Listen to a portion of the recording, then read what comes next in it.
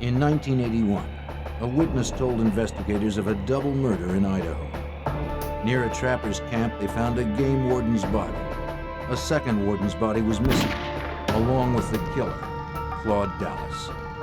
Investigators would track the mountain man through unforgiving country he knew better than anyone. In an area known for anti-government sentiment, the FBI knew the manhunt would be difficult, but Dallas must be found.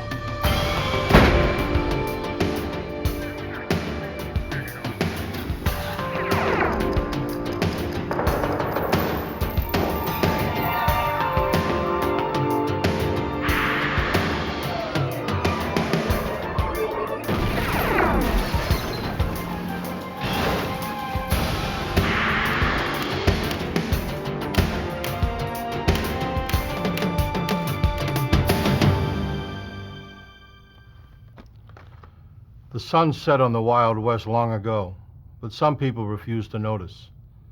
Claude Dallas was one of them. A wily trapper, distrustful of authority, Dallas typified the rugged individualism that forged this country. He went too far when he killed 2 game wardens in 1981.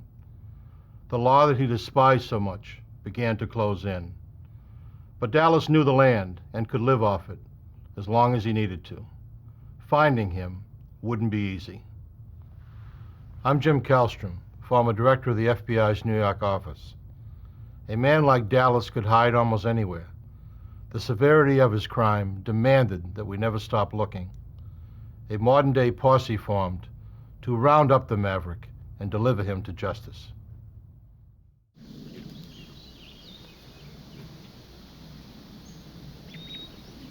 On January 5th, 1981, Jim Stevens arrived at a friend's trapping camp, bringing provisions as promised.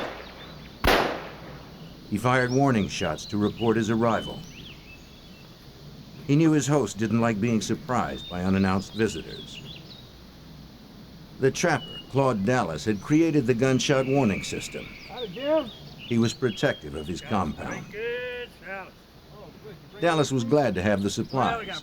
He was trapping for the winter in Bull Basin, a remote area in southwestern Idaho near the Nevada border. He had bagged a few bobcats out of season and planned to sell their furs in the spring. But he needed food before that to sustain him. Besides restocking Dallas's camp, Stevens had come to look for Indian artifacts. He planned to search along the river. In such an isolated area, he was bound to find new items for his collection. Dallas stayed to look over his new provisions.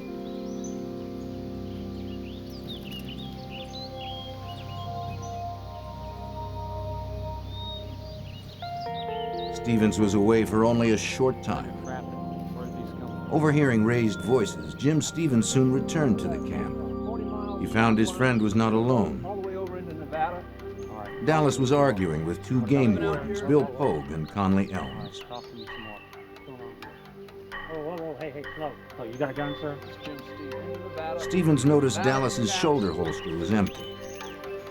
Though the wardens rarely met with trouble, few woodsmen were happy to see them. They requested Stevens' gun, following standard field procedure. All right, talk to me again. Are you up here with him? Yeah. He's just bringing Pogue and Dallas argued about the bobcat skins hanging nearby. In Idaho, the season hadn't opened yet. Season started 2 weeks ago. I know where they came from. Nevada. Those aren't from Nevada. Dallas's temper rose as he fumbled for an excuse. Their argument intensified. I know where they came from. Now we can make this easy. Pogue mentioned a citation, further angering the trapper. Then Warden Elms entered Dallas's tent to look for more contraband. Dallas became furious, insisting they needed a search warrant. Sir, I said stop it. Warden Pogue turned his attention to the tent. Suddenly, Dallas was firing a gun.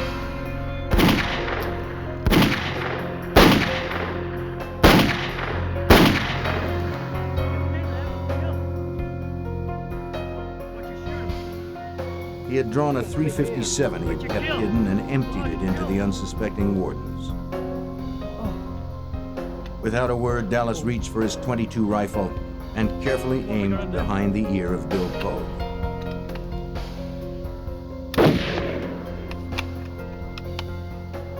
Conley Elms met the same fate.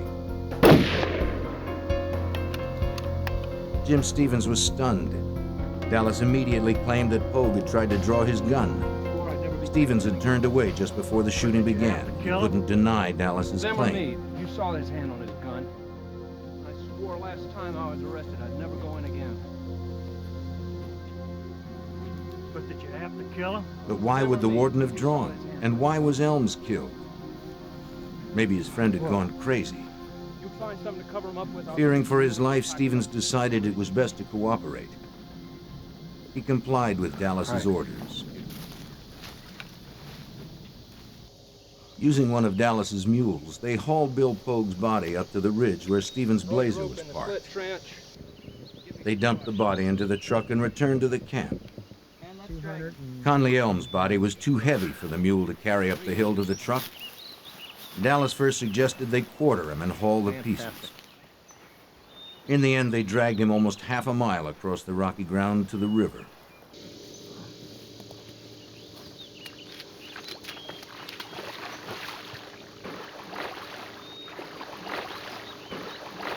That would be Dallas's one mistake. He didn't weight the body. As it floated downriver, it was sure to be seen.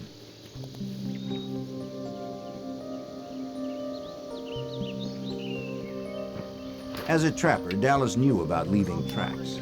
He must cover his to make it hard on the investigators who would hunt him. Using kerosene, he burned the bloody spots left by moving the bodies. Stevens had to help. Dallas then built 2 small fires to burn the ropes used to move the wardens and some of the wardens' equipment. He tried to get rid of anything with blood on it.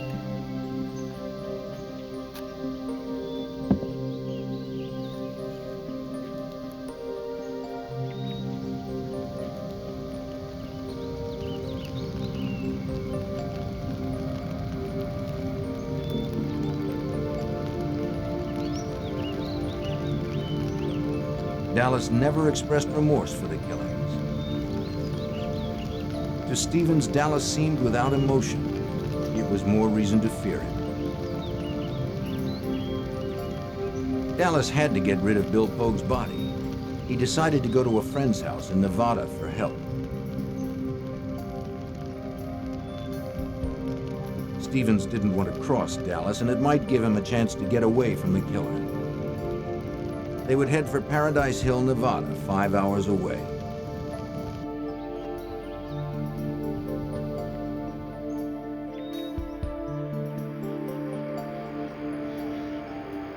As they drove, Dallas tried to convince Stevens that the killings were justifiable homicide. The wardens had invaded his territory and threatened him, he said. He had only defended himself.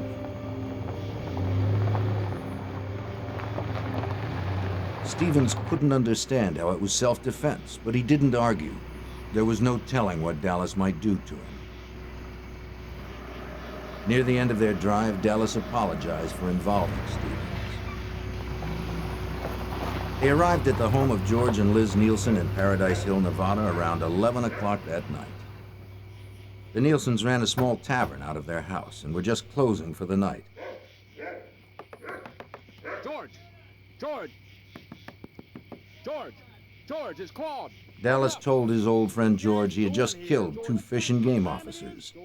He needed Nielsen's help. With others around, Jim Stevens no longer feared for his life. But what he had seen and done still terrified him. Dallas told George and Liz Nielsen he had one body outside and that the other was in the river near his camp. George Nielsen shared Dallas's contempt for the law, and he believed the claim of self-defense. He agreed to help. Dallas told Stevens he could go and asked to borrow the Nielsen's pickup to take Pogue's body out and bury it. The men went outside so Dallas could move the body from the blazer to Nielsen's pickup. Wait a minute.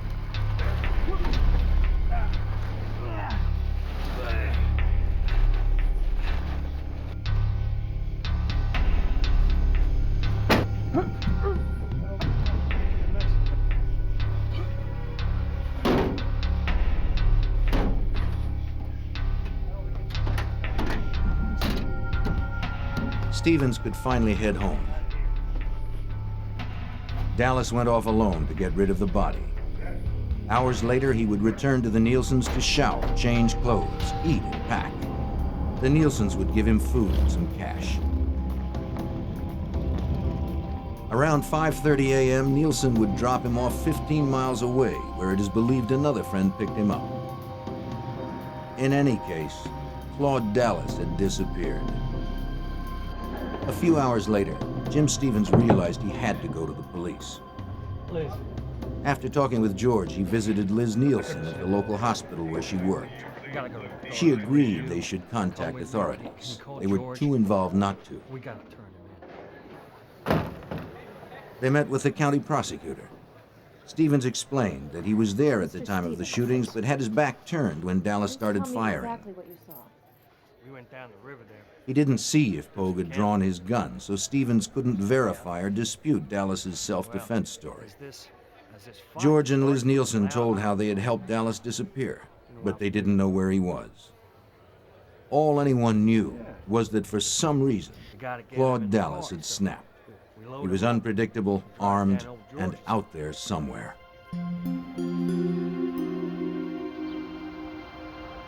If Stevens were telling the truth, there were 2 lawmen down and a killer on the run. The prosecutor contacted Owyhee County Sheriff Tim Nettleton, who called in state authorities. I notified the Department of Law Enforcement to gain some assistance because of the expertise that they could supply my department. As Nettleton prepared to investigate the crime scene to check Stevens' story, the FBI was called in to track Dallas. Special Agent Frank Nenzel, then stationed in Reno, was assigned as the Nevada case agent. The FBI was called into the investigation of the murders of officers Pogue and Elms because it was believed that Dallas had, first of all, cold-bloodedly murdered these 2 officers, and secondly, that he had fled the state of Idaho to avoid prosecution. We have thick wooded areas, we have water, and we have some open terrain. Dallas knew the land and had a head start, but the FBI had to find him. Sheriff Tim Nettleton led the investigation of the crime scene where Claude Dallas had killed the 2 game wardens. He was accompanied by deputies and state forensics experts. An investigator riding in a news helicopter spotted a body in the river. He radioed to the team on the ground, and they located the body of Warden Conley Elms, caught on a submerged tree branch. At least 1 death was verified. Back in the camp, officers approached Dallas's tent with care, on the chance he was lying in wait for them. But only pelts and skins remained. With the area secured, Sheriff Nettleton and the forensics team could begin verifying the rest of Stevens' story. They couldn't rely solely on one witness's testimony. They needed hard evidence that placed Dallas at the scene and proved what happened beyond a reasonable doubt. Investigators videotaped and took photographs to preserve the placement of footprints and other evidence. They were most interested in collecting ballistic evidence. The examiners needed to retrieve the warden's guns and any spent bullets from them.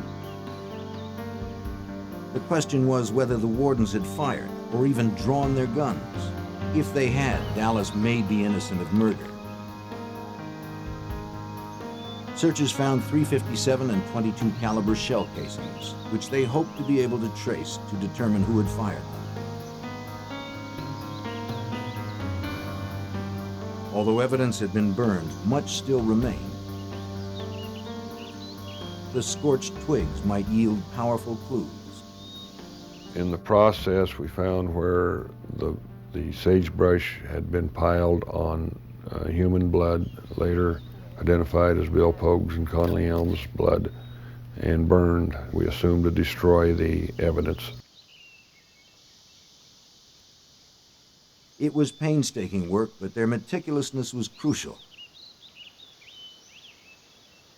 Even the tiniest traces of evidence would be useful to Idaho State Crime Lab examiner Rick Groff. There was a number of blood spots that were collected off of plants, off dirt, around a campfire, just in a number of locations. The one eyewitness, Jim Stevens, cooperated fully. His testimony would help the Idaho Department of Law Enforcement's Harry Capall reconstruct the killings. We took, the next day I believe it was, we took Stevens and went back down to the crime scene and had him walk us through, showing us where Elms was standing, where Pogue was standing, where he was standing, where Dallas was positioned, and we acted it out and photographed it.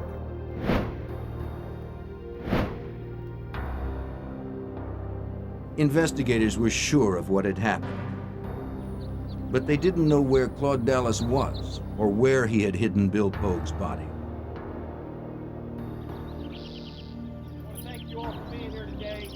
Local and state officers and civilian volunteers would look for the body. The news of the warden's murders galvanized the searchers.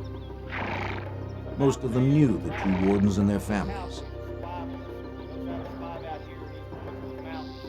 Sheriff Gary Amon, then a dispatcher, was part of the search for the body.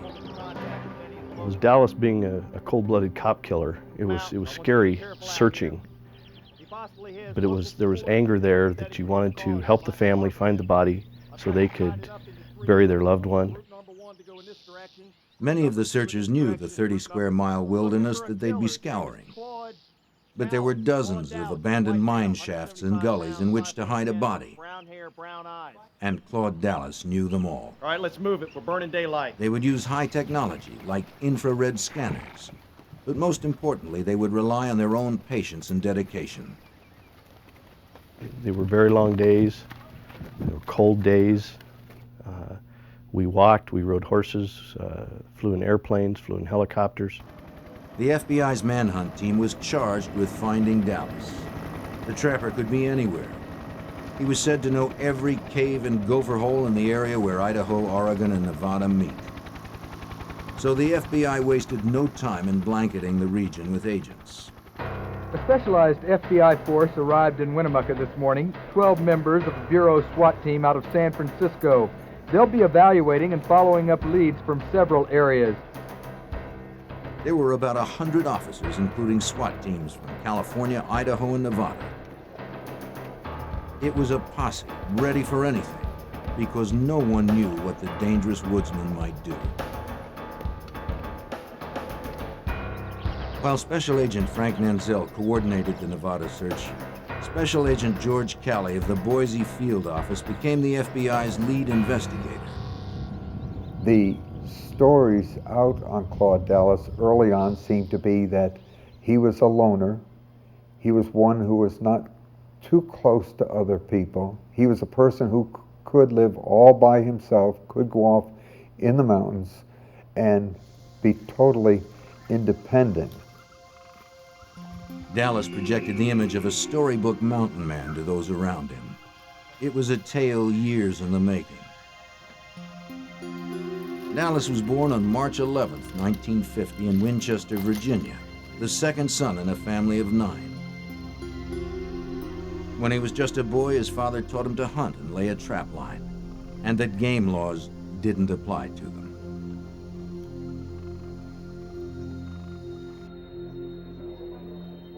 The FBI learned that Dallas's name was already in their files for a draft dodging charge more than 10 years earlier.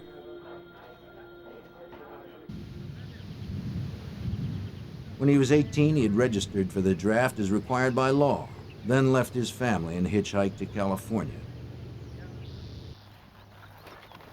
Dallas found work as a ranch hand, though he had no experience. But he learned fast and soon became known for his hard work and for his distrust of the law. After several years, he moved on, perhaps unaware the FBI wanted him as a draft dodger.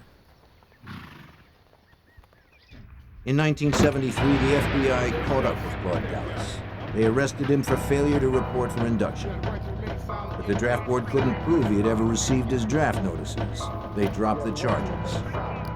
It was his first victory over the government laws he despised. Dallas moved to Paradise Hill, Nevada. He decided to trade ranch work for the life of a trapper. He wanted to be completely independent. Before long, Dallas was making his living solely as a trapper in the Nevada wilds. Although he was licensed, his traps often violated state game laws for illegal bait.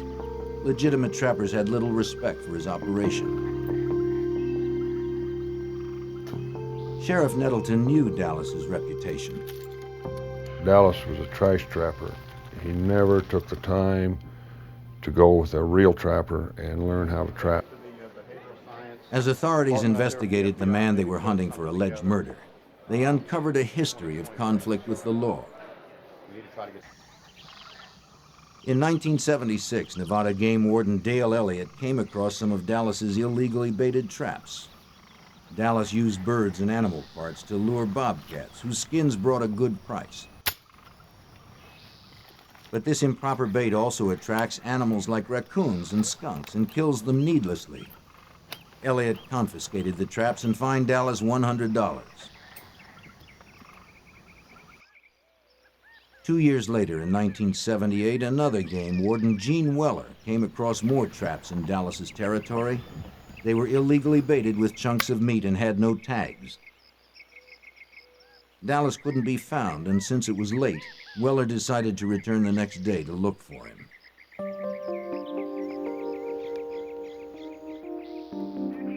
The following morning, Weller and a sheriff's deputy found Dallas's Jeep. But again, Dallas couldn't be located. Inside the Jeep, they found two weapons, a rifle and a revolver. It was against Nevada law to keep a loaded rifle in a vehicle, so they confiscated it. They took the revolver, too. Two loaded weapons in a possibly abandoned vehicle presented a dangerous situation. Anyone wandering nearby could take the firearms. The officers left a note for Dallas explaining where the guns would be held. Name's Claude Dallas, here to get my guns. 3 days later, a disgruntled Claude Dallas arrived at the sheriff's office in Winnemucca, Nevada to claim his guns. They were now unloaded, and Dallas argued that the shells that had been inside were spent. The deputies couldn't produce evidence that the guns had held live rounds. The weapons were returned, and no fine was issued. It was another Dallas victory.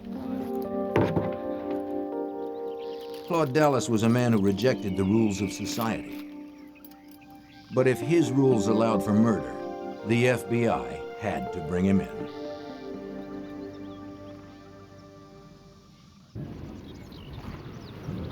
Within days of the two game wardens' deaths, FBI agents gathered information about the killer Claude Dallas. Special Agent George Calley led the investigation. We realized that to find Claude Dallas, we had to learn more about him. The FBI talked with local trappers and ranchers. Many were reluctant to help. The information on Dallas came slowly. As it did, the FBI pieced together the days leading up to the killing of the two game wardens. In December of 1980, a month before the killing of the wardens, Dallas had made a winter camp in the remote stretch of wilderness in Idaho's southwest corner. He would spend the winter trapping alone, but for a few visits from friends like Jim Stevens, who promised to bring mail and supplies. He chose Bull Basin for his camp. It was perfect for him. Wild, isolated country rich in deer and bobcat. A place where a man could live by his own rules. Dallas's closest neighbors were miles away.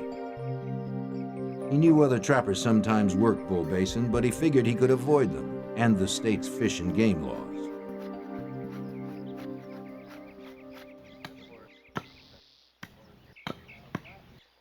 But one day, his neighbor paid him a visit. Eddie Carlin owned the 45 Ranch, 12 miles away. He often trapped in Bull Basin, and he wanted to know who was working his territory. Carlin saw illegal bobcat furs in the camp. When he commented on them, Dallas said he didn't believe in man-made laws. Something about the trapper made Carlin uneasy. Well, I got a long line out here. I run 40 traps.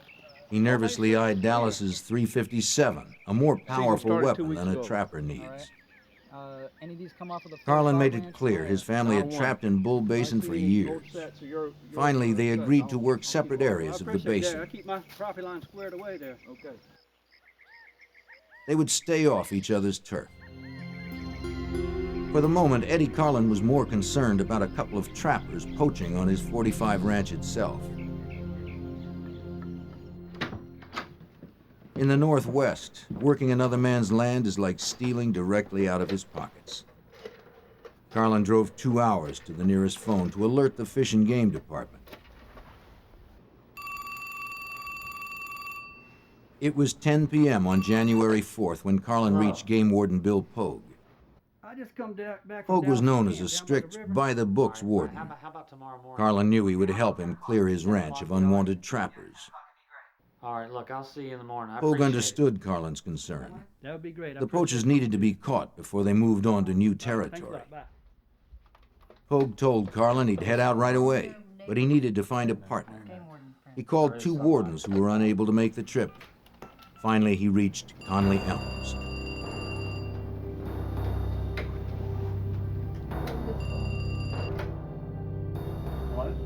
Yeah, Elms. It was late, but when Elms heard the problem, he immediately agreed to go.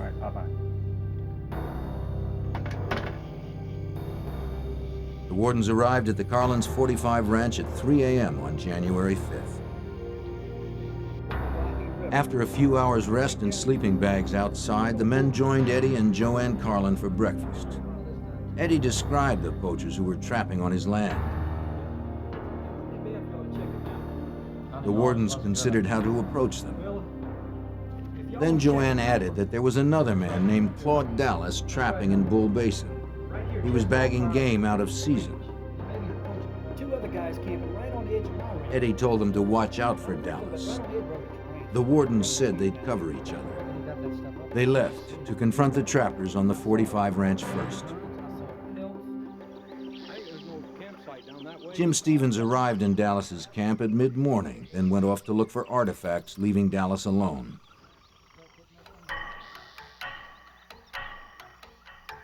The wardens entered the camp to check on the possible trapping violations.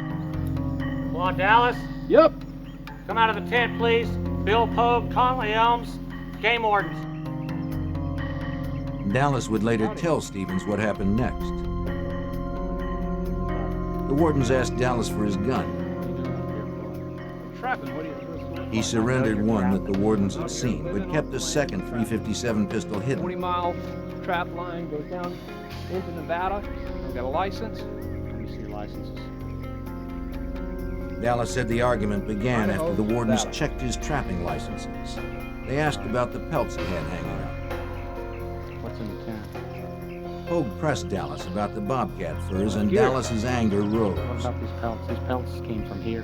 No, these are. Hey, sir. Whoa, hey, The tension quickly escalated, You got a warrant? He doesn't need a warrant. This is my home. Step back. and in an instant, Dallas's temper turned deadly.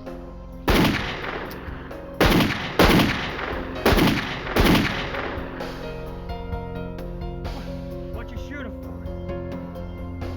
Perhaps what was most horrible was the way the wardens were executed.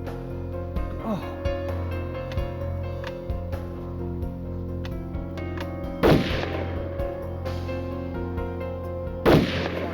Sheriff Nettleton understood the implication of the shots to the head. That shot behind the ear was to finish him off, and is a common way of administering death by a trapper. Clearly, Dallas considered the wardens no more than animals stumbling into one of his traps. The cold, terrible nature of the crime didn't faze Dallas. Unshaken, he tried to cover his tracks, intimidating Jim Stevens into assisting him. Then he vanished.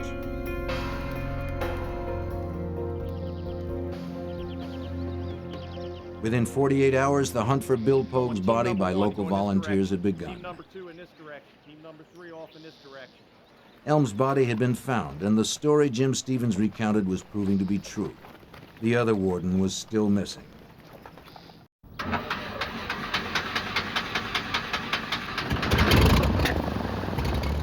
Local and state authorities used every tool at their disposal, including Sheriff Nettleton's airplane.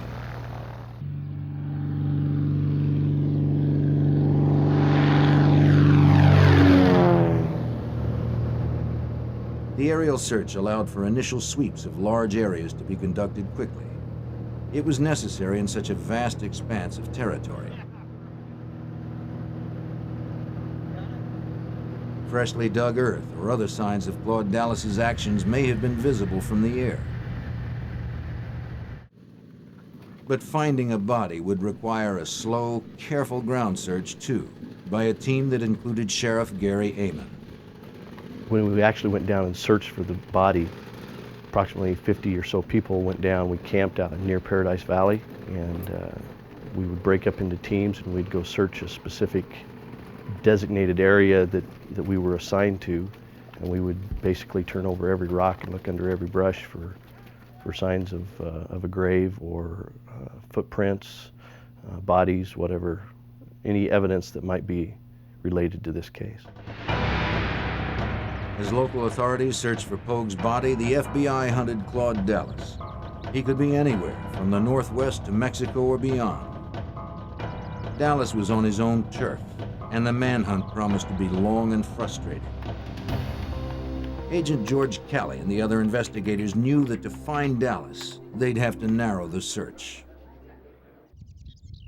We had to contact the people that he had seen in the past, and we began to get an idea of the type of person he would look up by those who had similar interests that he did.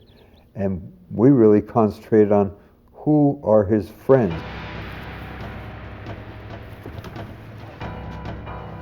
Investigators knew Dallas had friends in Paradise Hill, Nevada, so they focused there, checking homes, barns, and other buildings. Agents learned Dallas kept many of his belongings in a converted trailer behind George Nielsen's bar. When agents searched it, they discovered nearly 20 weapons and some combat training manuals. It was further evidence they were hunting a man who was dangerous and knew how to kill.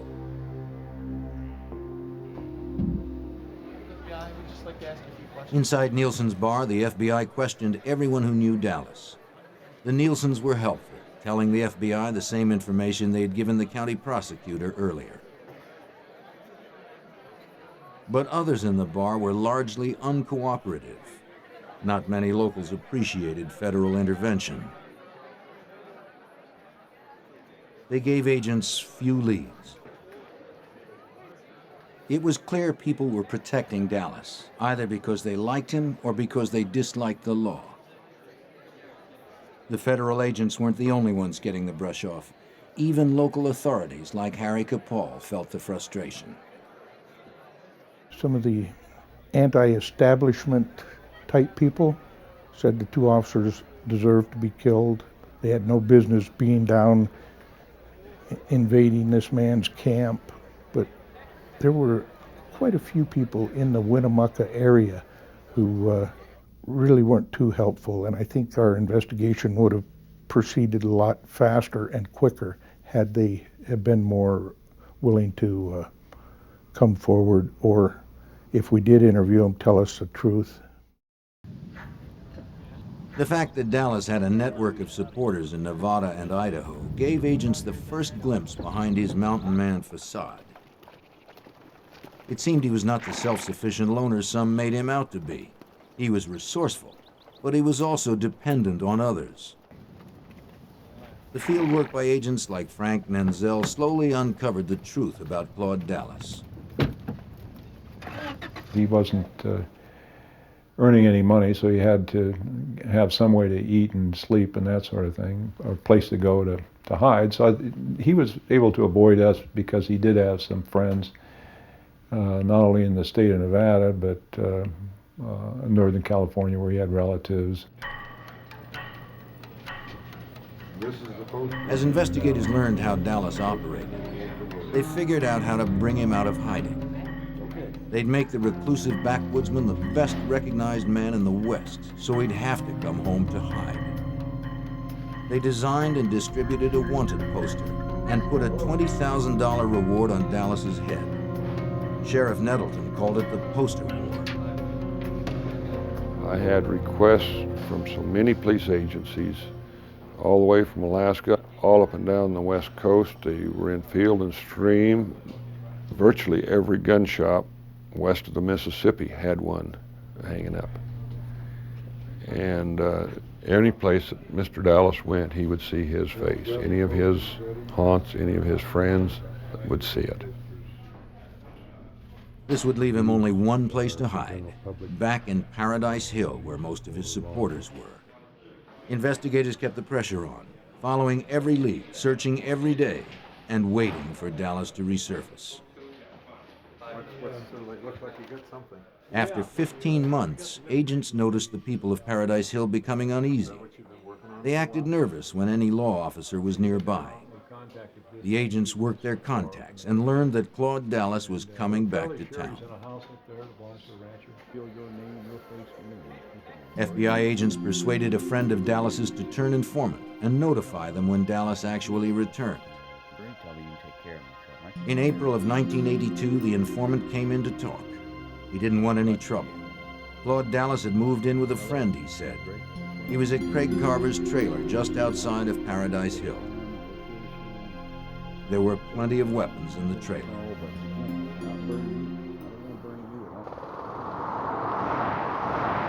Within 12 hours, the arrest team had assembled and was ready to raid Carver's trailer. They had to act fast. There was no room for error. On Sunday, April 18, 1982, the FBI made their move on Claude Dallas. They descended upon his quiet, remote hiding spot. With air and ground support, the SWAT team quickly positioned themselves for the raid. They knew Dallas was an expert marksman and that he would be heavily armed. Special Agent George Callett was at the raid. And I well recall the announcement that this is the FBI, and Claude Dallas come out, words to this effect. And he did, he came out. But not the way they expected. Dallas dived through the window of the trailer and went to a truck. Agents were momentarily helpless to stop him. The arrest team mobilized and the chase was on. The FBI had spent more than a year tracking the cop killer. They could not let him get away.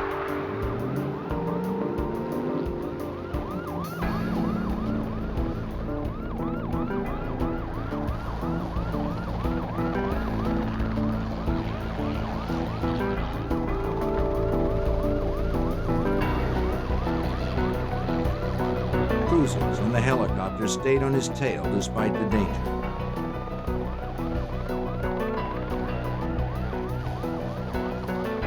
Dallas was shooting from his truck as he sped along. Agents and officers returned fire as they chased him.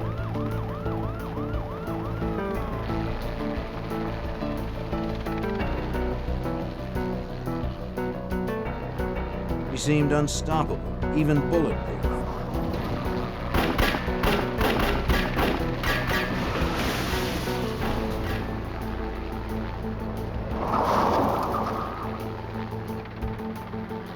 But then his luck ran out. His truck stopped dead. The shooting stopped too. Dallas had been shot. He slipped out of his truck and crawled away. Men on the ground couldn't see him through the tall brush, but from the air, Nanzel had a bird's eye view. Unfortunately, with the agents out of their vehicle, he had no means of radio contact with them. So he was helpless to warn them. When I saw that agent walking toward Dallas, this agent was a very highly trained special agent SWAT team leader named Dave Gillen out of Las Vegas. I didn't think he saw Dallas, and I thought there could be, I thought Dallas could have killed him right there. And it really scared me badly. But as the agents approached, to everyone's surprise, Dallas lifted his arms and gave up.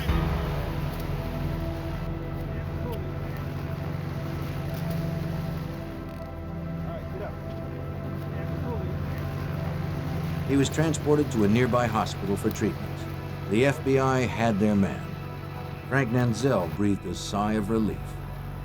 Dallas told us he could have killed the agent that was walking toward him. And I said, thanks for not killing him. With Claude Dallas secure behind bars, prosecutors began to build their case against him. This morning, investigators went through Dallas's belongings looking for evidence to help in prosecuting him. Items searched included traps, pelt stretch boards, clothing, and 8 guns. I believe there is a possibility that we could have the homicide weapon, but we don't know. How many weapons are you looking for? We're looking for one particular weapon. But you're specifically looking for the gun that Claude used to shoot? We're hoping it might be in this bunch. At the Idaho State Forensics Lab, examiners tested the weapons confiscated from Dallas's trailer. They hoped to find the guns used to execute the wardens. But the tests were inconclusive. Prosecutors would have to rely on other forensic evidence and the testimony of Jim Stevens to earn a conviction. When Claude Dallas was released from the hospital, he was booked at the Humboldt County Sheriff's Office, then flown back to Winnemucca, Nevada. When they had Dallas in custody and got back to the airport in Winnemucca, it was just a feeling of relief. Hey, it's over with. Now let's get him tried. Authorities were taking no chances. Security at the Owyhee County Courthouse was bolstered for Dallas's arrival. From the first day of the trial, the courthouse was jammed with spectators, split into pro and anti-Dallas camps. His most vocal advocates were the so-called Dallas cheerleaders.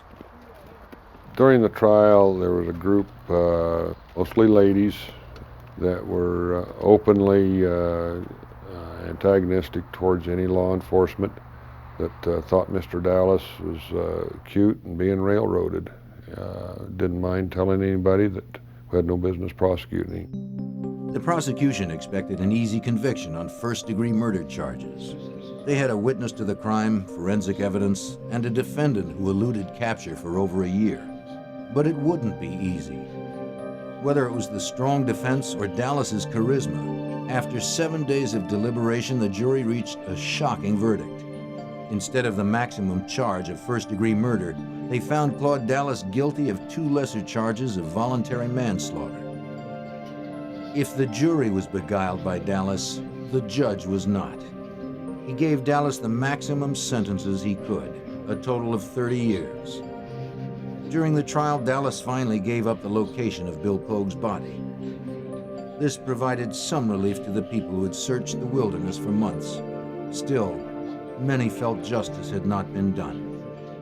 We were shocked that Dallas got away with this, because he had cold-bloodedly murdered 2 very fine Idaho officers, and not only murdered them, but shot them in the back of the head like they were just animals that he caught in a trap. And I thought that it was the worst decision. There was no justice. I felt bad for law enforcement, but I really felt bad for Pogue and Elm's family. I thought that was just tragic. Bill Pogue's body was recovered from a shallow grave about 15 miles southwest of Paradise Hill, Nevada. And Claude Dallas began serving his time at the Idaho State Penitentiary. But the ordeal was not over. After 3 years in captivity, on Easter Sunday, 1986, he once again became a fugitive.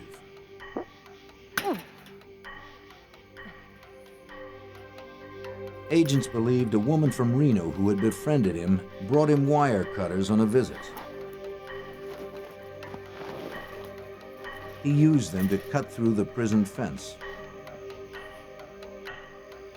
It seems she also provided the getaway car. Dallas was now an escaped killer, and the manhunt team responded with full force. The FBI placed him on their list of 10 most wanted fugitives at the request of Special Agent George Cowboy. We knew could be difficulty in finding him, that should get him on the top 10. Knew that getting this publicity, not only nationwide, but worldwide, and our wanted flyers that go out. Special Agent Nenzel welcomed the top 10 listing.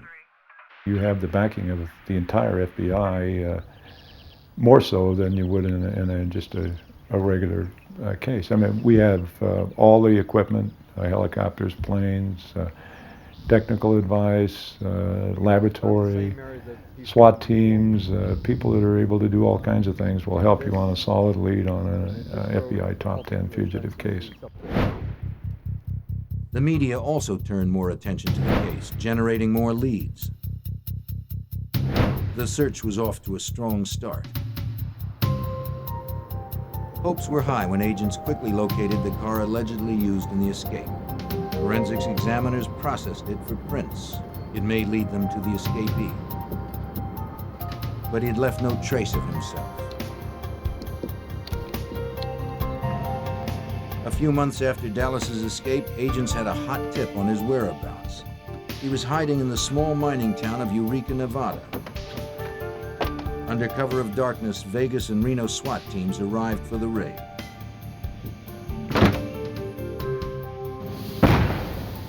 They threw a device called a flashbang through the front door to stun anyone inside and send up a smoke screen to cover agents when they entered. Would the fugitive Claude Dallas finally be brought to justice?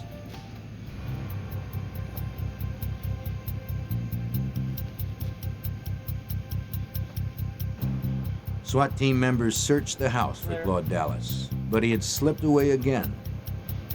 Maybe the agents had been in the small town too long and word had gotten out. In any case, Dallas was gone. It would be several more months before agents got their best break, almost a year after his escape from prison. They had been following another of his friends, Danny Martinez, who lived in the ranching community of Riverside, California. Martinez had a friend who looked a lot like Dallas, and he talked the friend into giving Dallas his ID. The friend was uncomfortable with the arrangement. This guy just came to He my called the door FBI and agreed to help me them. out of my ID.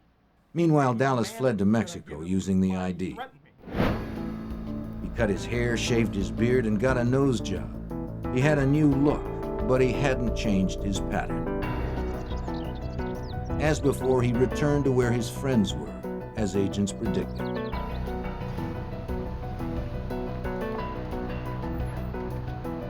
When Claude Dallas returned to Riverside, Martinez had the informant take Dallas to a motel. The friend quickly alerted the FBI. Knowing Dallas was inside, a SWAT team assembled at the convenience store across from the motel.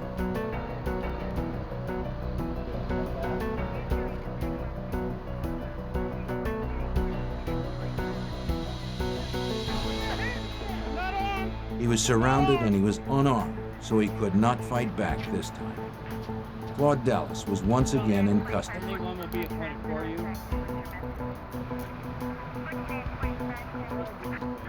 He was transported back to Idaho to stand trial. The charge was escaping from a state penitentiary. It seemed certain he would be found guilty. But again, he worked his magic on the witness stand.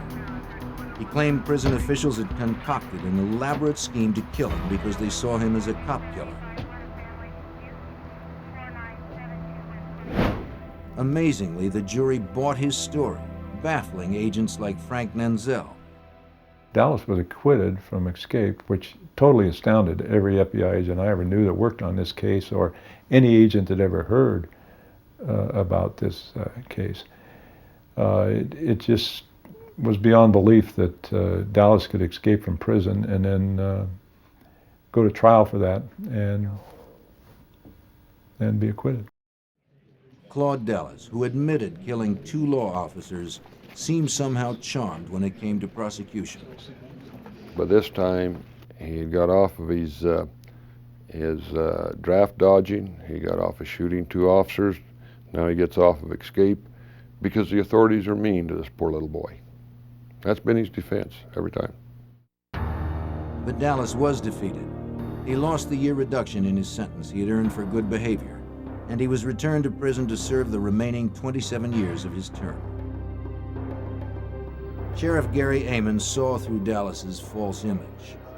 Claude Dallas to me was a wannabe cowboy loner that wasn't near as tough as he thought he was. Harry Capall agrees. I don't think ever earned the right to be called a mountain man or a trapper. He was nothing more than a thief and a murderer. Following the game warden's deaths, their widows initiated the construction of a memorial to Idaho's fallen officers. The monument stands as a testimonial to the true heroes of the West, those men and women sworn to uphold and protect the law.